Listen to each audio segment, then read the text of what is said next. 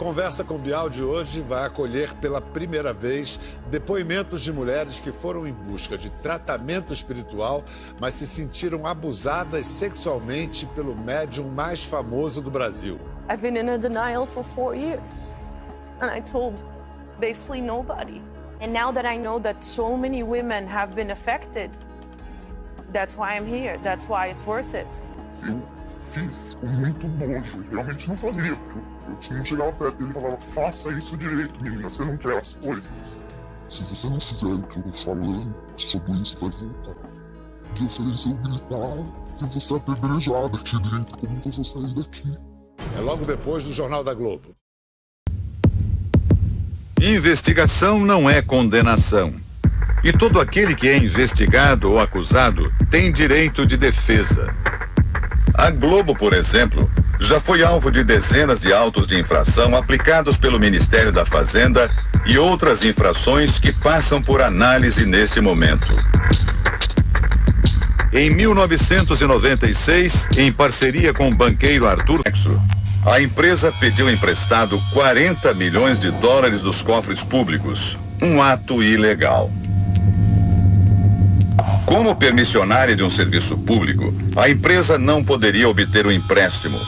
Foi o que determinou o parecer técnico do próprio banco. Mesmo assim, o dinheiro saiu dos cofres da Caixa para os cofres da Globo. Foi uma grande maracutaia, não apenas em relação ao financiamento para a construção do Projac, como também a ocupação da área. Quando vemos aí hoje choque de ordem aqui, choque de ordem ali, tirando o pobre onde o pobre está, lá a ocupação para mim foi irregular. Na última terça-feira, dia 11 de agosto, começaram os ataques desesperados da TV Globo. O principal jornal da concorrência chegou a exibir uma reportagem de 10 minutos e usou esse tempo raro nas televisões para definir como quadrilha os líderes de uma das mais importantes instituições evangélicas do mundo. Na reportagem, a Globo mostrou imagens ilegais gravadas 3 anos atrás durante um culto da Igreja Universal em Porto Alegre. Desrespeitou a liberdade de manifestação religiosa dos evangélicos. Um produtor da emissora também se passou por fiel no Rio de Janeiro para invadir um templo da igreja. Ele usou uma câmera escondida, mas as mesmas imagens podem ser vistas em programas religiosos exibidos nas madrugadas da Record e no horário nobre de outras emissoras. A Globo voltou a ser preconceituosa e insinuou que a doação espontânea é roubo. As pessoas, elas têm que contribuir com a igreja onde elas frequentam. Os católicos não contribuem? Então todo mundo contribui com a sua igreja, eu acho que não há problema algum. A Bíblia diz que todo aquele que crê deve pagar o dízimo. Então, se a pessoa crê na palavra de Deus, ela tem que fazer a sua parte. O Império das Comunicações de Roberto Marinho é construído com apoio da ditadura. Passados 40 anos desde o golpe militar, as organizações Globo, agora nas mãos de Roberto Irineu Marinho, João Roberto Marinho e José Roberto Marinho, mais uma vez precisam da generosidade do governo.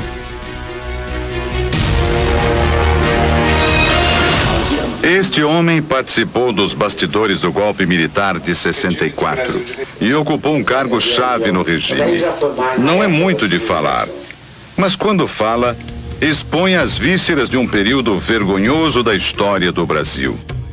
Ele concedeu uma entrevista exclusiva ao repórter Record.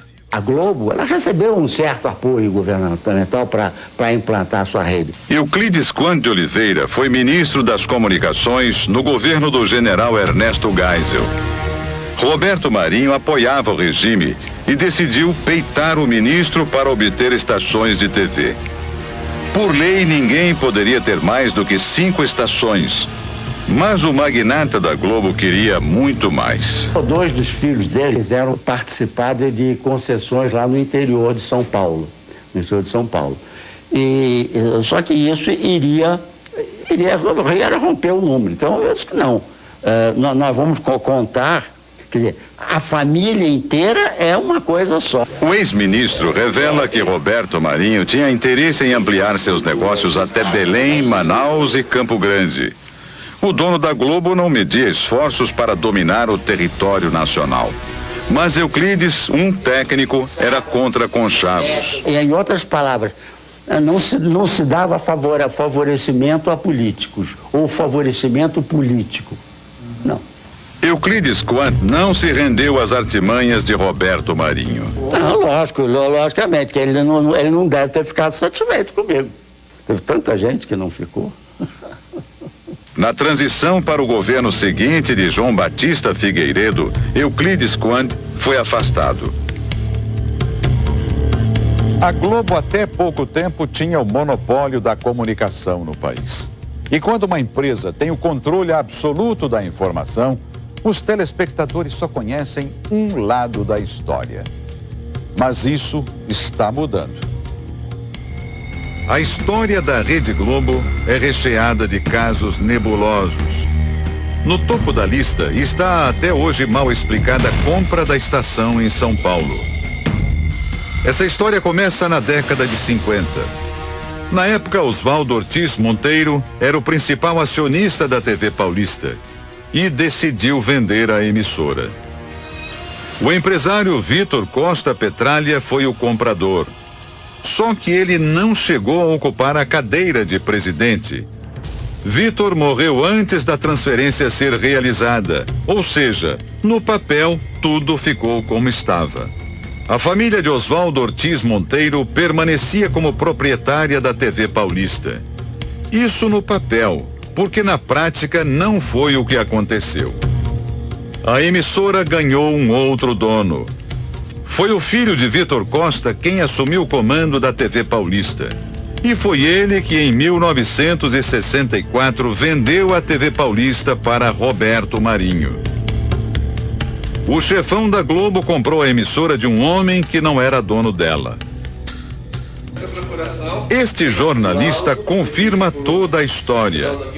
Carlos Newton conta que a investigação da compra da TV Paulista começou no final dos anos 90, depois da morte de Oswaldo Ortiz Monteiro, o dono de fato, que não chegou a formalizar a venda para a família Costa.